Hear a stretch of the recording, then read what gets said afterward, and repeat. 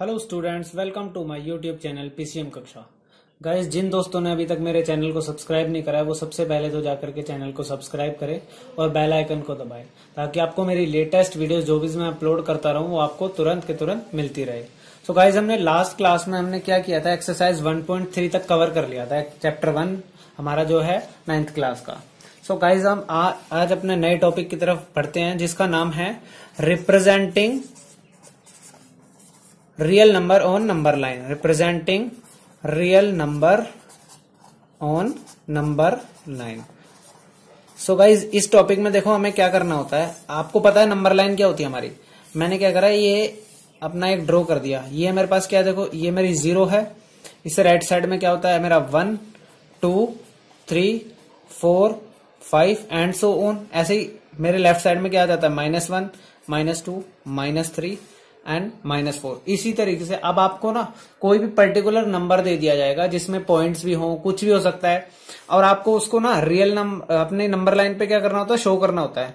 Let's suppose मैंने देखो अभी बोला आपको कि आप 2 को शो करो नंबर लाइन पे। तो अब देखो यहाँ पे क्या है, 2 डायरेक्ट है ना, तो इस पॉइंट को अगर मैं ऐसे मार्क कर दूंगा तो ये ही मेरा क्या है 2 है। तो ये तो बहुत ईजी था, लेकिन ऐसा नहीं आता। अब लेट्स सपोज मैंने क्या लिया, 2.5 कंसिडर किया। मैंने क्या कंसिडर किया, 2.5 कंसिडर किया।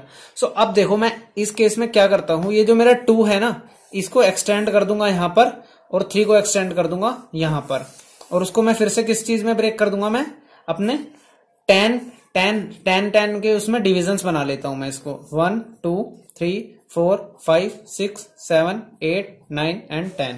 सो ये मेरा हो गया 2 एंड ये मेरा हो गया 3। सो इसको मैं क्या लिखूंगा, 2.1 2.2 2.3 2.4 2.5 2.6 2.7 2.8 2.9 एंड 3। अब देखो मुझे रिप्रेजेंट क्या करना था, 2.5। अब मैं इस लाइन में ढूंढूंगा कि मेरा 2.5 कहां पर है। सो ये देखो ये मेरा पॉइंट है ना, 2.5 है, मैं इसको मार्क कर दूंगा और ये ही होती है मेरी क्या रिप्रेजेंटेशन होती है मेरी रियल नंबर की नंबर लाइन पे। सो इसी तरीके से ना हमारे को एक एग्जांपल दे रखा है, मैं एग्जांपल से समझाता हूं आपको देखो एग्जांपल 11 में देखो क्या बोला हुआ है।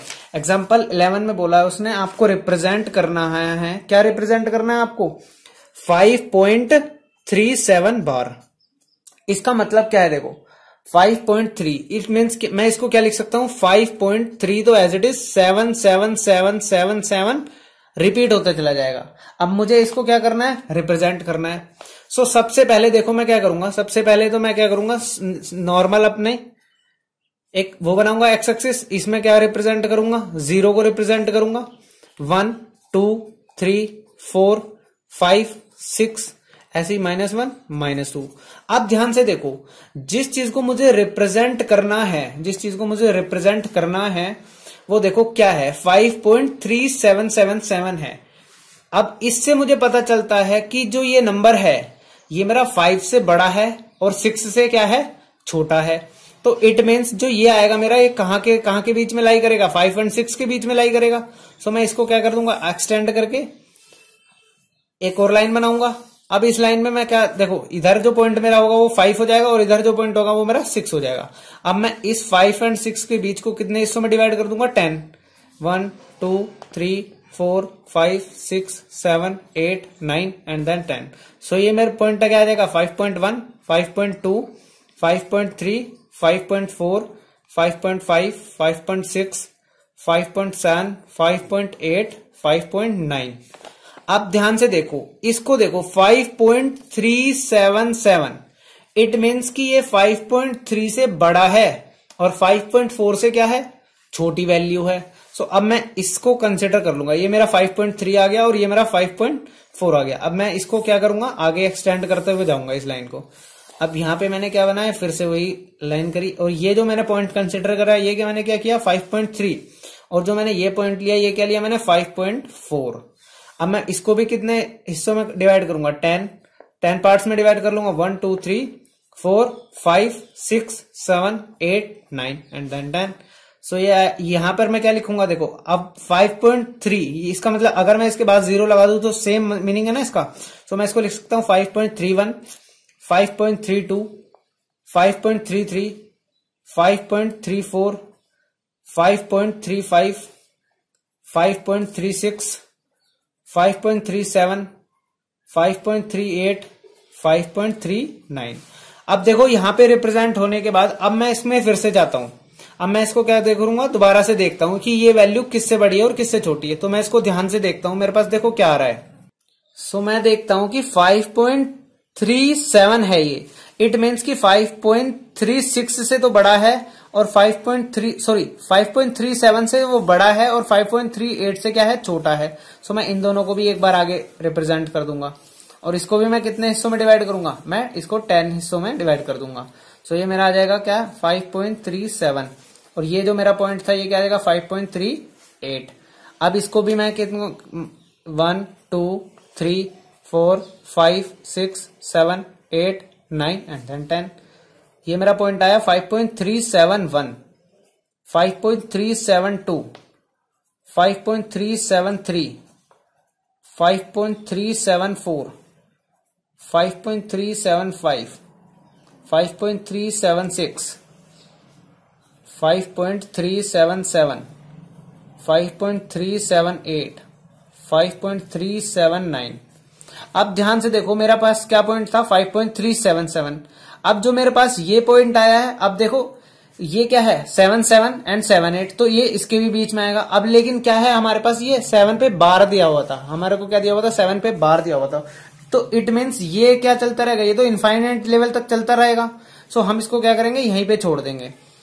और लेकिन हमारे पास क्या होता, अगर कोई टर्म ऐसी होती जिसके बाद पॉइंट के बाद क्या होता है, डिजिट्स फिक्स होती, खत्म हो रही होती या फिर वो टर्मिनेटिंग होता, तो उसको तो हम एग्जैक्ट दिखा सकते थे ना।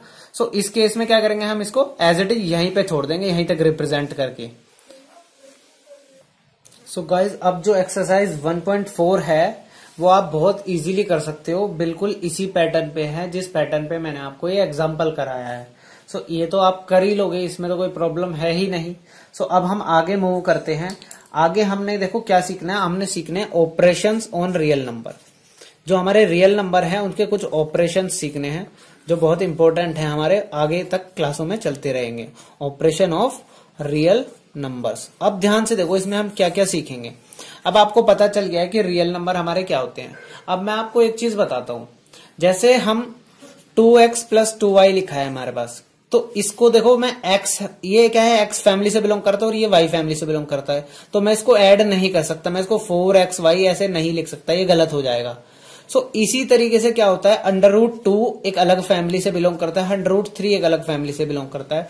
तो मैं अगर इन दोनों को आपस में ऐड करूंगा तो मैं इसको ऐड नहीं कर सकता, ये एज इट इज ऐसे ही रहेगा। यही चीजें होती हैं जिसको हम आगे यूज करने वाले हैं, यानी कि जो हमारे अंडर वाली टर्म्स होती है उनका एडिशन, सब्ट्रैक्शन, मल्टीप्लीकेशन और डिवीजन, ये हम इसमें सीखने वाले हैं आगे। वही चीज मैं अब आपको बता रहा हूं। देखो सबसे पहले हम एग्जाम्पल 12 देखते हैं। एग्जाम्पल 12 में देखो क्या बोला हुआ है हमारे को। एग्जाम्पल 12 में बोला है चेक वेदर 7√5 और दूसरी टर्म क्या हमारे पास 7 डिवाइडेड बाय 5 एंड √2 और या फिर √2 + 21 या है हमारे पास क्या है π-2। ये रैशनल है या इरेशनल है, आपको ये बताना है सबसे पहले। और आपको पता है कि जो √5 है इसकी वैल्यू क्या होती है हमारी 2.236 एंड सो ऑन, और ये क्या चलती रहती है इन्फिनिटी तक चलती रहती है। लेकिन वर्ड्स, ये जो पॉइंट के बाद जो डिजिट्स हैं वो रिपीट नहीं होती। तो इट मीन्स ये क्या बन गया हमारा, ये क्या बन गया, ये हमारा नॉन टर्मिनेटिंग बन गया। क्या बन गया, नॉन टर्मिनेटिंग। और नॉन टर्मिनेटिंग होने के साथ साथ ये क्या है, नॉन रिपीटिंग भी है, यानी कि नॉन टर्मिनेटिंग नॉन रिपीटिंग, ना तो कभी खत्म होगा और ना ही रिपीट होगा। और इसलिए ऐसे टर्म्स को हम क्या बोलते हैं, इरेशनल बोलते हैं। क्या बोलते हैं, इरेशनल बोलते हैं। और जब √5 इरेशनल है तो 7√5 भी क्या होगा, इरेशनल ही होगा। 7 डिवीजन बाय √5 क्या होगा, वो भी इरेशनल होगा। और √2 की वैल्यू क्या होती है, और √2 की वैल्यू क्या आती है आपकी 1.414 एंड सो ऑन। ये भी क्या चलती रहती है, ये भी हमारी टर्म क्या होती है, नॉन टर्मिनेटिंग और नॉन रिपीटिंग होती है। ये भी क्या होती है, इरेशनल होती है। √2 + 21 भी क्या होगा हमारा, इरेशनल ही होगा। और इसी तरीके से हमारा जो पाई की वैल्यू होती है वो भी आपको पता है, वो भी क्या होती है, नॉन टर्मिनेटिंग नॉन रिपीटिंग होती है। ये सारी टर्म्स हमारे पास क्या है, इरेशनल टर्म है। और यही आपको इस एग्जाम्पल में बताना था। अब इसके बाद हम सीखेंगे जो हमने ऑपरेशंस की बात करी थी। अब देखो सबसे पहले मैं आपको सिखाता हूं एडिशन। सबसे पहले हम बात करेंगे एडिशन की। सो मैं एग्जांपल से ही सिखा रहा हूं आपको। देखो एग्जांपल आपको दे रखा है 13। एग्जांपल 13 में बोला है आपको ऐड करना है क्या, 2√2 प्लस 5√3 को ऐड करना है। ये हमारे पास क्या है, एक टर्म है और दूसरी टर्म है जिसको ऐड करना है साथ में। एंड किसको ऐड करना है, √2 माइनस 3√3। अब इन दोनों को क्या करना है, हमने ऐड करना है आपस में। तो मैं देखो एक बार एक स्टेटमेंट में लिख देता हूं, 2√2 प्लस 5√3 प्लस √2 माइनस 3√3। अभी मैंने आपको पीछे बताया कि जो सेम परिवार के सदस्य होंगे वो ऐड भी हो जाएंगे और सब्ट्रैक्ट भी हो जाएंगे। जो सेम फैमिली से बिलोंग करेंगे वही तो ऐड होते हैं और वही सब्ट्रैक्ट होते हैं, लेकिन जो अलग फैमिली से बिलोंग करेंगे वो ना तो ऐड होंगे एक दूसरे के साथ और ना ही सब्ट्रैक्ट होंगे। अब ध्यान से देखो, ये जो है ना, ये मेरा √2 फैमिली से बिलोंग करता है और ये भी मेरा √2 से बिलोंग करता है, ये √3 से और ये √3 से। सो √3 वाला √3 के साथ ऐड या सब्ट्रैक्ट होगा और √2 वाला √2 वाले के साथ। अब देखो ये कितने √2 है हमारे पास, ये हमारे पास 2 √2 है। यानी कि अगर ये x मान लो, ये x था तो 2x हो गया और ये क्या है, सिंगल x, तो ये ऐड होके क्या हो जाएगा 3x। अब देखो तो ये √2 है और ये भी √2 है, तो इट मीन्स √2 तो आएगा ही। अब देखो कितने √2 हो गए, 2 ये थे और एक ये था। जहां पे कुछ नहीं होता वहां पे क्या होता है, 1 होता है। मैंने बताया आपको 1 मैथ्स में क्या है, भगवान है, अदृश्य है ना। तो ये क्या हो जाएगा हमारा 3, तो ये हो गया मेरा 3√2, ये मेरा 3√2 आ गया। अब देखो √3 और √3 ये भी सेम फैमिली से, तो 5√3 पॉजिटिव के और -3, सो 5 - 3 क्या हो गया 2, तो यहां से आंसर क्या आएगा 2√3। और ये आपके पास क्या आ गया, एडिशन का आंसर आ गया, एडिशन का आंसर आ गया। अब हमारा जो अगला टॉपिक है वो क्या है, सब्ट्रैक्शन। अब क्या है सीखेंगे इसमें हम, सब्ट्रैक्शन सीखेंगे। अब सब्ट्रैक्शन देखो आपको पता ही है सब्ट्रैक्शन में क्या होगा, बिल्कुल एडिशन की तरह ही होता है सब्ट्रैक्शन, तो बस माइनस जो साइन होगा उसकी वजह से साइन चेंज हो जाएंगे अब आपके। सो मैं इसको भी ना एग्जाम्पल से करा रहा हूं। देखो मैंने क्या करा, यही वाला एग्जाम्पल उठा लिया, एग्जाम्पल 13। बस मैंने क्या कर दिया, इस वाली टर्म से इसको माइनस करने का ले लिया, 2√2 प्लस 5√3। ये ना एग्जाम्पल देखो बुक से नहीं लिया, ये पीछे वाला तो बुक में था एग्जाम्पल 13, ये मैंने अपनी तरफ से बना रहा हूं मैं। अब मैंने क्या करा, इसमें से इसको माइनस करना है, तो मैंने क्या करा, माइनस किया और ब्रैकेट के अंदर मैंने लिख दी 2 माइनस 3√3। अब देखो इस माइनस का क्या इफेक्ट पड़ेगा, अब इस माइनस से क्या होगा, बस अंदर वाली जो वैल्यूज थी उनके साइन चेंज हो जाएगा। तो ये हो जाएगा -√2 और यहाँ पे माइनस माइनस क्या हो जाएगा, +3√3 हो जाएगा। अब ध्यान से देखो 2√2 माइनस √2, तो ये आ जाएगा हमारा √2, क्योंकि 2 - 1 क्या होगा 1, और प्लस हमारे पास क्या आ गया 5√3 प्लस 3√3, तो ये आ जाएगा 8√3। तो जो सब्ट्रैक्शन आया है उसका ये आया है, ये हमारे पास होगी सब्ट्रैक्शन। अब हम सीखेंगे मल्टीप्लीकेशन। अब देखो एग्जाम्पल 14 जो है आपकी बुक का, उसमें देखो क्या दे रखा है, 6√5 की मल्टीप्लीकेशन बोली है किससे, बाय 2√5 से। अब देखो इसका मतलब क्या है, 6√5 मल्टीप्लाई 2√5। अब देखो मल्टीप्लीकेशन जब हम करते हैं ऐसी चीजों में, हम देखो क्या करते हैं, जो हमारी एक तो अंडर वाली वैल्यू होती है, अंडर वाली की वैल्यू की मल्टीप्लीकेशन तो करते हैं हम अंडर वाली वैल्यू से, और जो बाकी हमारे अंडर के बाहर होती है उनकी मल्टीप्लाई एक दूसरे से कर देते हैं। तो 6 इंटू क्या हो जाएगा हमारे पास 2, तो ये तो मेरे पास आ गया 12। अब अंडर की वैल्यू की मल्टीप्लाई अंडर से कर देते हैं, तो √5 इंटू √5 क्या हो जाएगा। अब अंडर तो दोनों पे कॉमन आ जाता है और अंदर वाली टर्म्स की मल्टीप्लीकेशन हो जाती है, तो 5 इंटू 5 क्या हो जाएगा 25 आ जाएगा। और आपको पता है कि 25 किसका स्क्वायर होता है। अब इसके फैक्टर्स बनाएंगे तो हम 5 इंटू 5, और अंडर के बाहर क्या आ जाती है, पेयर में एक टर्म बाहर आ जाती है, तो मेरा क्या आ जाएगा 12 इंटू 5, और मेरे पास आंसर क्या आ गया 60 आंसर आ गया। अब यहां से ना इसी टर्म से, इसी चीज से ना मैं आपको एक रूल बताने जा रहा हूं कि अगर कभी भी √x की मल्टीप्लाई √x से आ जाए आपकी, तो उसका आंसर हमेशा आपके पास क्या आएगा, x आएगा। यानी कि अगर सेम टर्म्स की रूट वाली वैल्यू की मल्टीप्लीकेशन होती है, सो अंडर कट जाते हैं और वही वैल्यू हमारे पास आंसर आ जाती है। एग्जाम्पल दूं मैं, तो √2 इंटू √2 की वैल्यू क्या आंसर आएगा हमारे पास 2 आएगा। Is it clear. और अब इसी तरीके से हमारी होती है डिवीजन। अब हम क्या करके दिखाते हैं आपको, डिवीजन। सो डिवीजन के लिए भी मैं ना एनसीईआरटी बुक का एग्जांपल ले लेता हूं, आपका एग्जांपल नंबर 15। अब देखो क्या करना है, मेरे को डिवाइड करना है किसको, 8√15 को डिवाइड करना है, किससे डिवाइड करना है, बाय 2√3 से। इट मीन्स इसको मैं अगर लिखूं तो क्या लिखूंगा, 8√5 15 डिवाइडेड बाय 2√5, यही तो लिखूंगा मैं। अब देखो इसमें भी क्या होता है, अंडर रूट वाली से कट सकते हैं, और ये वाली टर्म कांस्टेंट वाली जो अंडर रूट से पहले है वो उससे कर सकती है। अब देखो 8 है तो ये 2 से कट हो जाएगी, ये आ गया मेरा 4, ये मेरा आ गया 4 आ गया। अब ध्यान से देखो 4√15 आ गया। अब 15 अभी मैंने आपको क्या बताया कि अंडर रूट के अंदर फैक्टर्स में लिख सकता हूं इसके, तो ये क्या आ जाएगा 3 × 5 आ जाएगा, और नीचे क्या है 5 है। अब इसको मैं आगे ऐसे भी तो लिख सकता हूं 4 × √3 × √5 और डिवीजन बाय क्या है √5, क्योंकि मैंने अभी बताया अंडर रूट के अंदर जो टर्म्स होती हैं वो आपस में मल्टीप्लाई होकर अंडर रूट सेम कवर ले लेती हैं। सो अब देखो यहां से √5 से √5 क्या हो गया मेरा, कैंसिल आउट हो गया, और मेरा 4 की √3 से मल्टीप्लाई हो गया। अब देखो अब इसको अंदर मल्टीप्लाई मत कर देना, क्योंकि इसके पास √4 क्या है, अंडर रूट नहीं है ना 4 के पास, तो √12 में नहीं लिख सकते इसको हम। अब ये क्या है, इससे पहले क्या है 1 है, जहां पे कुछ नहीं है वहां पे 1 होता है, तो 1 की मल्टीप्लाई तो 4 से हो जाएगी, वो क्या आएगा 4, और √3 क्या आ जाएगा, अलग से आ जाएगा। तो इसका आंसर मेरा क्या आ जाएगा 4√3।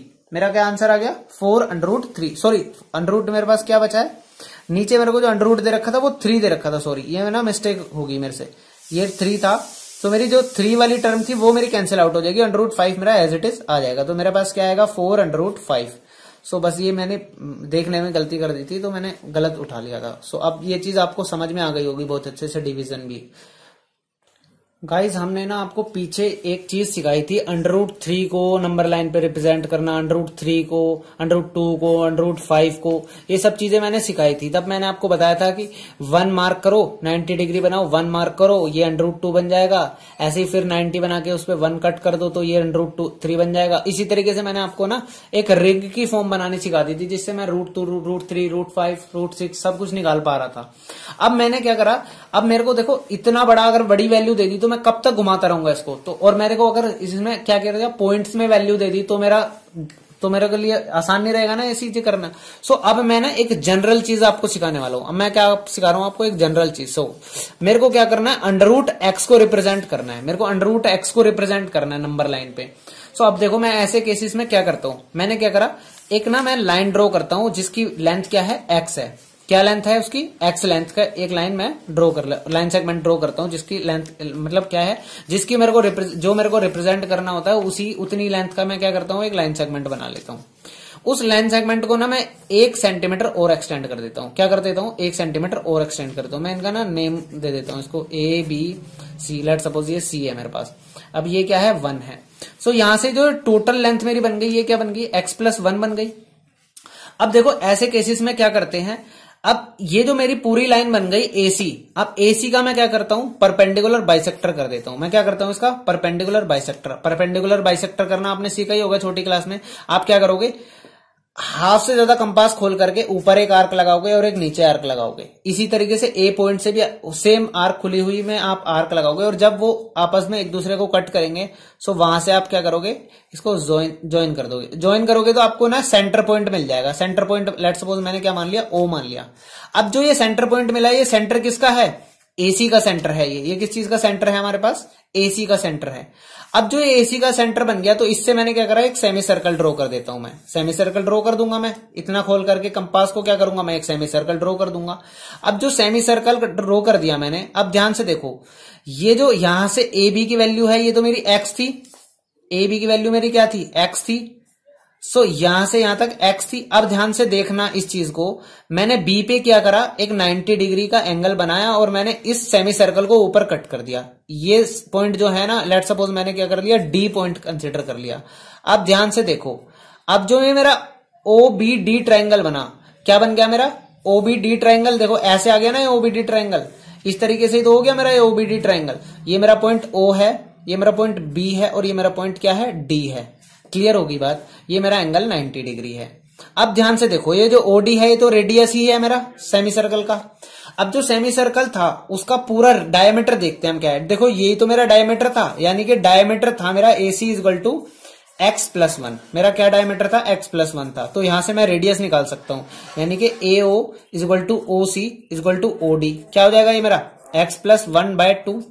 सो यहां से मेरे पास OD की वैल्यू आ गई। एक चीज तो आपको समझ में आ गई। अब ध्यान से देखो क्या आएगा मेरा, अब यहाँ पे ध्यान से देखो, ये मेरा टर्म क्या है, मेरे को ओबी निकालना है। ओबी निकालने के लिए क्या कर सकता हूं मैं, ए बी माइनस ए ओ कर सकता हूं। सो मैंने क्या करा, O B is equal to क्या आ जाएगा मेरे पास, ए बी माइनस ए ओ। तो यहाँ पे ए बी की वैल्यू डाल देता हूं मैं, क्या थी मेरी ए बी की वैल्यू, एक्स थी। एक्स में से माइनस करूंगा मैं क्या, यानी कि रेडियस, रेडियस क्या है मेरे पास, एक्स प्लस 1/2।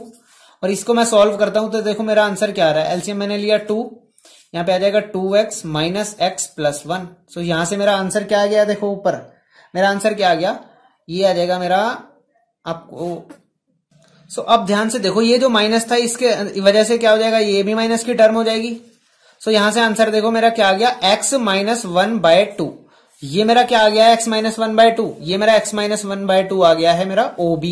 OB की वैल्यू होगी मेरी x माइनस 1/2 और OD मेरा क्या था, x प्लस 1/2। ये मेरा रेडियस था।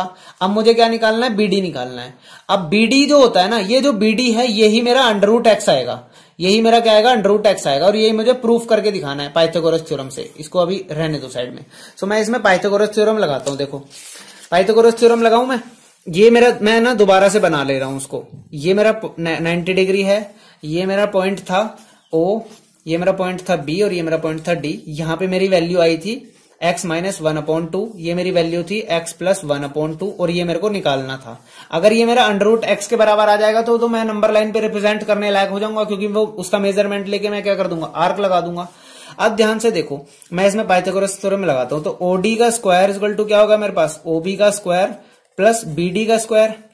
सो यहां से मैंने निकालना क्या होता है, BD का स्क्वायर। तो BD का स्क्वायर क्या होगा, OD square minus OB square. यहां से मैंने क्या करा, इसके अंदर वैल्यूज डाल दी। देखो मैंने क्या करा, OD स्क्वायर की वैल्यू डालता हूं। OD मेरा क्या है, OD देखो मेरा क्या है, x प्लस 1/2 का होल स्क्वायर और माइनस क्या हो जाएगा मेरा OB का स्क्वायर, यानी कि x माइनस 1/2 का होल स्क्वायर। अब इसको सॉल्व कर देते हैं हम। ऊपर क्या हो जाएगा, a प्लस बी का होल स्क्वायर, यानी कि x square plus 1 plus 2x/2 आ गया। और यहाँ पे माइनस टर्म है ही, और इसको भी सॉल्व कर लेते हैं हम। a square plus b square minus 2ab/2 as it is आ जाएगा। अब ऊपर वाली, नीचे से मैंने एलसीएम लिया तो ऊपर वाली टर्म इस माइनस से अंदर वाली चेंजेस हो जाएंगी। सो x square plus 2x plus 1 minus x square minus 1 plus 2x। अब ध्यान से देखो, एक्स स्क्वायर से मेरी एक्स स्क्वायर वाली टर्म कैंसिल आउट हो गई, 1 से 1 कट गया और ऊपर क्या बच गया मेरे पास, 4x बच गया। और 4x और नीचे क्या आ गया मेरे पास, 2 आ गया। तो यहां से मैंने देखा क्या आएगा मेरे पास, क्या आएगा, देखो मेरे पास नीचे क्या आएगा, सॉरी देखो एक ना मिस्टेक हो गई गाइस, जो हमारा ये स्क्वायर था ये ऊपर तो मैंने स्क्वायर कर दिया, नीचे मैंने स्क्वायर करा नहीं। सो ये जो 2 का है ना, ये भी स्क्वायर नीचे क्या आएगा, 4 आएगा। ये है ना मेरे से गलती हो गई थी, तो ये भी क्या आएगा, 4 आ जाएगा। अब यहाँ पे भी क्या होगा, 4 हो जाएगा। अब जो ये 4 हो जाएगा, ये टर्म देखो 4 हो गई। अब मैं दोबारा से आपको बता रहा हूँ, मैंने x प्लस a का होल स्क्वायर खोल दिया ऊपर और नीचे 2 का स्क्वायर 4 आ गया। ऐसे इधर ओपन करा मैंने, नीचे क्या 4 आ गया। एलसीएम भी क्या हो गया मेरा, 4 आ गया। और बाकी का टर्म क्या है मेरी, एज इट इज है। अब देखो जो कैंसिल आउट होगी वो तो ठीक है, और नीचे क्या आ गया 4x, तो x से x कैंसिल आउट हो गया। अब जो ये x आया है किसके बराबर आया है, ये मेरा आ गया BD स्क्वायर इक्वल टू क्या आ गया, x आ गया। तो यहां से मेरी BD की वैल्यू क्या आ जाएगी, √x।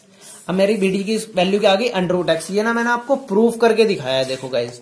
सो अब देखो ये जो मेरा BD निकल गया है, ये मेरा BD निकल गया, ये मेरा √x हो गया।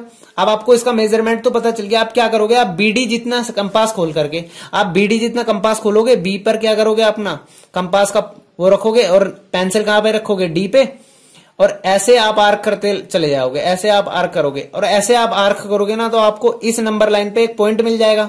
लेट सपोज मैंने E पॉइंट ले लिया। सो आपका जो ये BE डिस्टेंस होगा, जो आपका ये BE डिस्टेंस होगा, वही क्या होगा हमारा, √x। और यही आपको रिप्रेजेंट करना होता है नंबर लाइन पे। अब मैं ना आपको एक एग्जाम्पल से समझा रहा हूं और मैं ना आपको बहुत तेजी से समझाने वाला हूं। अब आपको वो चीज बहुत अच्छे से समझ में आ जाएगी। अब देखो मैं ना एग्जाम्पल ले लेता हूं, जैसे मैं आपको एग्जांपल ले लेता हूं, जैसे हमारे को कोई एग्जांपल करा रखा है, नहीं। अब मैं ना एक्सरसाइज आपको 1.5 का क्वेश्चन करा रहा हूं। आपको एक्सरसाइज 1.5 में क्वेश्चन दिया हुआ है 4th, आपको क्वेश्चन 4th दिया हुआ है। ये चीज अब आपको अंडर क्या बनाना है, आपको 9.3 बनाना है।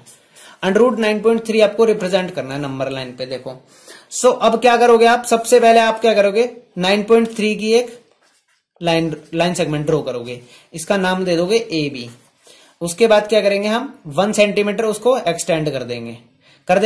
उसके बाद क्या होगा, ये पॉइंट सी आ गया। अब AC को क्या करेंगे हम बाइसेक्ट कर देंगे, परपेंडिकुलर बाइसेक्ट कर देंगे। परपेंडिकुलर बाइसेक्ट करने से क्या होगा, हमारे पास सेंटर आ जाएगा O। अब सेंटर O किसका आया, ये क्या हो जाएगा, AC का सेंटर हो गया। अब AO आर्क खोल करके हम क्या करेंगे, इससे सेमी सर्कल ड्रॉ कर देंगे। और जब ये सेमी सर्कल ड्रॉ करेंगे उसके बाद देखो हम क्या करेंगे, ये जो B पॉइंट है इस पे हम 90 डिग्री एंगल बना करके इसको आगे ऊपर ज्वाइन कर देंगे। और जिस पॉइंट पे ये कट करेगा वो पॉइंट मेरा D हो गया, लेट सपोज। और जो ये मेरी BD डिस्टेंस होगी ना, जो मेरी ये BD डिस्टेंस होगी, यही मेरी वैल्यू होगी √9.3 की। किसकी वैल्यू होगी, √9.3। और मैं क्या करूंगा फिर, BD आर्क खोल करके, BD जितना कंपास खोल करके मैं क्या कर दूंगा, एक आर्क लगा दूंगा। और जो ये इस पॉइंट को कट करेगी ना, नंबर लाइन को, लेट सपोज इस पॉइंट को मैं कुछ भी मान लूंगा, मैंने E मान लिया। सो जो मेरा BE डिस्टेंस आएगा, क्या डिस्टेंस आएगा, BE। और यही मेरी वैल्यू क्या होगी, √9.3। सो ये आपको बहुत अच्छे से समझा दिया है मैंने। अब मैं उम्मीद करता हूं कि कोई भी बच्चा इस चीज में कोई गलती नहीं करेगा।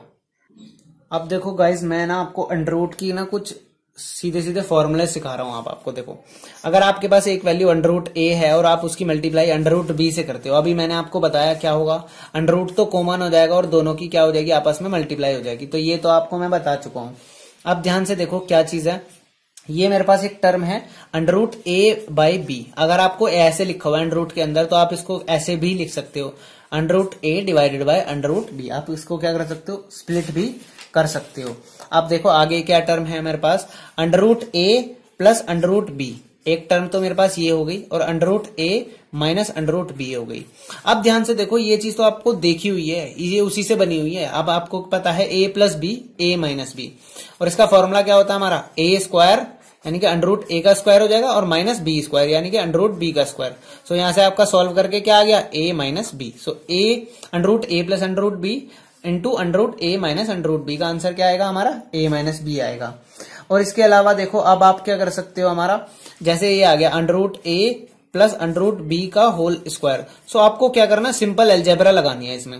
A प्लस B का होल स्क्वायर लगा दो। आप क्या करोगे, √A का स्क्वायर प्लस √B का square plus 2AB, 2 √A into √B। अब देखो A का स्क्वायर अब आपको ये ना एक चीज और सिखा रहा हूं मैं, यहाँ पे साइड में लिख रहा हूं मैं, √x का स्क्वायर हमेशा क्या होता है, x होता है।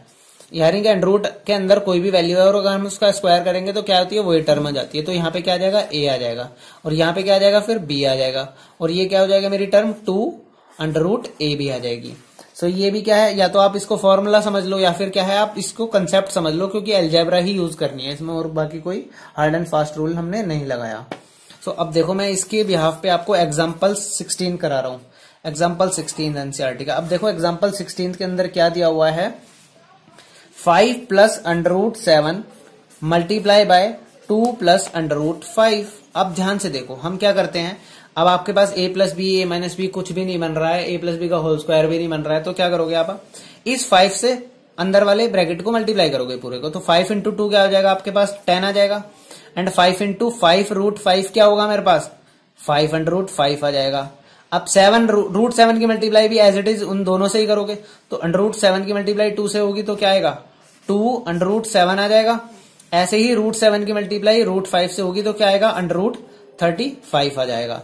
अब देखो, सेम फैमिली वालों को क्या करेंगे, हम ऐड कर देंगे, और सेम फैमिली वालों को सबट्रैक्ट करेंगे। अब देखो 10 तो क्या है, कांस्टेंट है, क्या है, ऐसा कोई परिवार नहीं है, तो एज इट इज छोड़ दिया जाएगा। √5 का कोई फैमिली नहीं है, √7 की फैमिली नहीं है। सो बाकी ये क्या है, सारे अलग अलग है, तो हमारा आंसर क्या हो जाएगा, यही मेरा आंसर हो गया फर्स्ट पार्ट का। सो ये मेरा 16 का फर्स्ट पार्ट हो गया। अब देखो इसका सेकंड पार्ट देखते हैं हम। सेकंड पार्ट में क्या बोला हुआ है, हमारे को क्या दे रखा है, 5 प्लस √5 एंड 5 माइनस √5 ये दे रखा है ना आपको। अब इसको सॉल्व करना है। अब आपको ये चीज तो बहुत अच्छे से समझ में आ रही होगी कि A plus B, A minus B। अब आप क्या करोगे, इसमें A square minus B square as it is लगा दोगे। ये क्या है, ब्रैकेट में लिख देंगे हम, क्या कि हमने क्या आइडेंटिटी यूज करी है, A plus B and A minus B। A plus B and A minus B का आंसर क्या आता है मेरा, A square minus B square. और वही मैंने क्या कर दिया, अप्लाई कर दिया। तो 5 का स्क्वायर क्या होगा, 25, और √5 का स्क्वायर क्या होगा, 5। सो मेरा आंसर क्या आ गया 20 आ गया इसको। सो ये भी चीज आपको समझ में आ गई होगी। अब देखो इसका थर्ड पार्ट दे रखा है हमारे को। थर्ड पार्ट में क्या गिवन है हमारे को दिया है √3 प्लस √7 का स्क्वायर होल स्क्वायर। तो अब देखो a प्लस बी का होल स्क्वायर लग जाएगा डायरेक्ट, तो क्या लगाएगा √3 का स्क्वायर प्लस √7 का square plus 2ab, 2 into √3 into √7।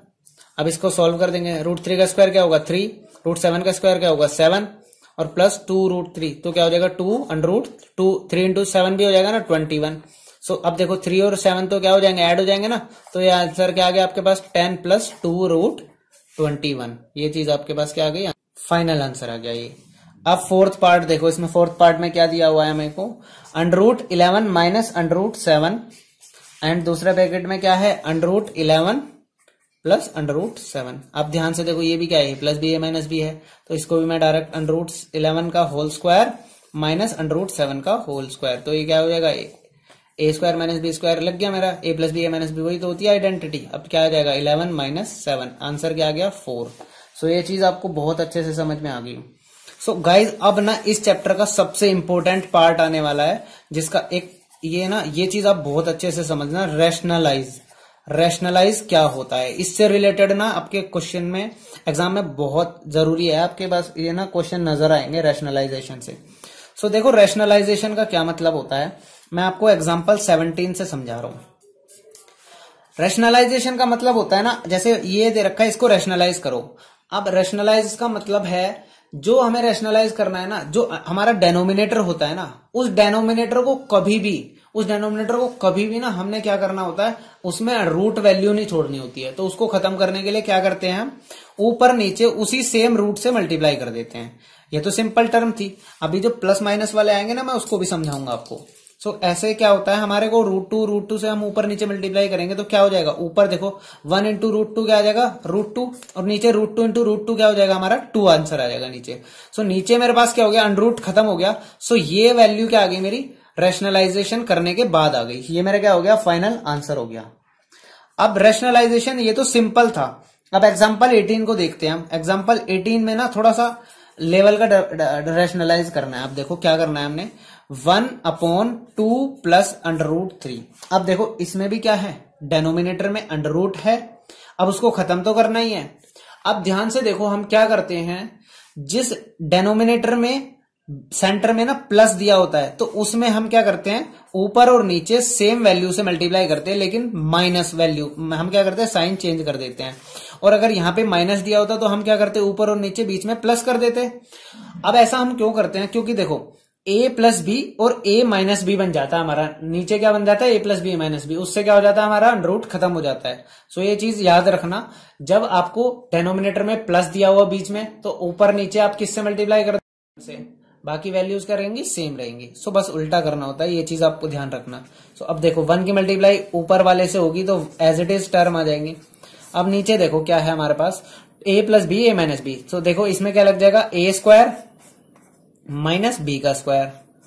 सो अब इसको सॉल्व कर लेता है, 2 माइनस √3 और डिवाइड, देखो 2 का स्क्वायर क्या हो गया 4 और माइनस 3 का स्क्वायर क्या आ गया 3। सो यहां से देखो 2 माइनस √3 तो आ गया और नीचे क्या आ गया 4 माइनस 3 1। सो 1 को तो लिखने की जरूरत ही नहीं है, तो 2 माइनस √3 क्या हो गया, इसका फाइनल आंसर आ गया। और ये हमारा क्या हो गया, रैशनलाइज हो गया। अब देखो एग्जाम्पल 19 को देखो एक बार आप। एग्जाम्पल 19 में भी क्या करना है, हमने रैशनलाइज करना है। क्या करना है, रैशनलाइज करना है। अब उसमें क्या दे रखा है, लेकिन अब आपको पिछली बार प्लस वैल्यू दे रखी थी नीचे, अब क्या दे रखा है आपको, √3 माइनस √5 दे रखा है। अब आपको दोनों में रूट दे रखा है और बीच में जो साइन दे रखा है वो क्या दे रखा है आपको, माइनस का साइन दे रखा है। सो रैशनलाइज करने के लिए मैंने आपको बताया सेम टर्म से ऊपर नीचे मल्टीप्लाई करनी है। सो मैं सबसे पहले क्या लिख दूंगा, √3 √5, ऐसे ही नीचे लिख दूंगा √3 √5। अब आपको मैंने बताया जो साइन नीचे होता है ना, उसके अपोजिट साइन से ऊपर नीचे मल्टीप्लाई हो जाता है, तो प्लस आ जाएगा बीच में और यहाँ पे भी क्या आएगा, प्लस आ जाएगा। अब 1 से मल्टीप्लाई होगी ऊपर वाली टर्म की, तो क्या आएगा मेरे पास आंसर, एज इट इज आ जाएगा ना, √3 प्लस √5 आ गया। अब लेकिन यहाँ पे देखो इन दोनों की आपस में मल्टीप्लाई होगी तो क्या है, ये a माइनस बी और a प्लस बी तो बन रहा है। So a square minus B square लग जाएगा, √3 का स्क्वायर माइनस √5 का स्क्वायर। सो यहाँ पे ऊपर देखो, ऊपर वाली टर्म तो मेरी एज इट इज आ गई, √3 प्लस √5, और डिवीजन में देखो क्या आ गया, a square minus B square. √3 का स्क्वायर क्या होता है? 3 आएगा।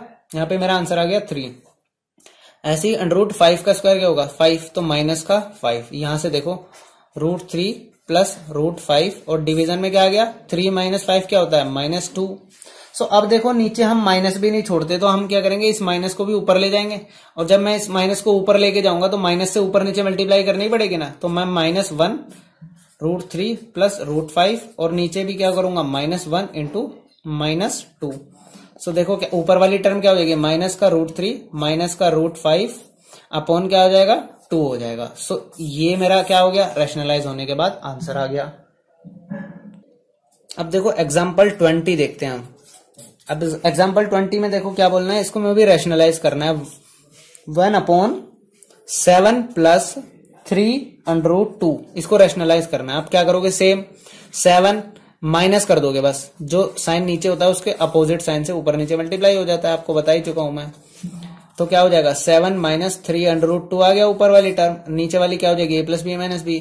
तो 7 का स्क्वायर हो जाएगा ये, और ये क्या हो जाएगा? -3√2 का होल स्क्वायर।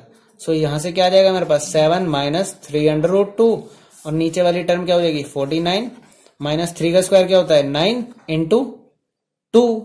सो यहां से मेरे को देखो आ गया 7 - 3√2 तो ऊपर ही आ गया, और नीचे वाली टर्म आ गई 49 - 18। और 49 - 18 क्या होता है मेरा? 49 - 18 होता है मेरा 31। नीचे मेरी टर्म 31 आ गई, और ऊपर वाली क्या है? 7 - 3√2। ये मेरे पास क्या आ गया? रैशनलाइज होने के बाद आंसर आ गया। सो गाइज आज की क्लास हम यहीं पे खत्म करते हैं, और गाइज अपने दोस्तों को भी ये चैनल को सब्सक्राइब करें ताकि वो भी आपके साथ साथ मेरे इस चैनल से अपने अच्छे से पढ़ाई कर सकें।